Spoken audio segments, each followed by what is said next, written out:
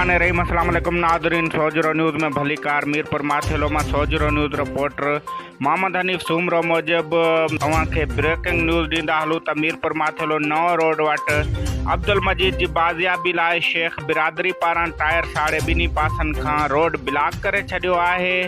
गाॾियुनि जूं लाइनूं लॻी वयूं आहिनि। कुदरतुल्ला शेख ऐं गुलाम फरीद शेख जी अॻवानी में वॾी तादाद में शेख बिरादरी पहुची रोड ब्लॉक करे छॾियो आहे।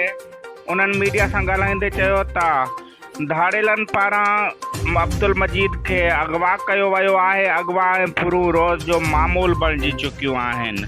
उन्हनि SSP गोटकी खां मुगवी जी फिलफोर बाज़ियाबी जो मुतालबो कयो आहे। ॿिए पासे SHO बेलो थाणो रमज़ान मल्लाह पारां शेख बिरादरी सां रोड खोलाइण लाइ ॻाल्हियूं हलंदड़।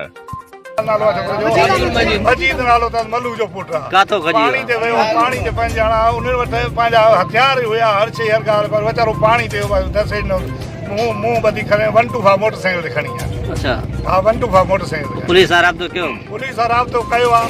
असां साढा 3 बजे इतला कयो आहे त असांजो माण्हू अॻुवा थियो आहे। असां पेरा वग़ैरह खणूं था। हींअर हिन खे जेको आहे रोड ब्लॉक थियो अथऊं। आया आहियूं कुदरतुल्ला वटि। कुदरतुल्ला मां ॾींदे असां रोड खोलाए थो।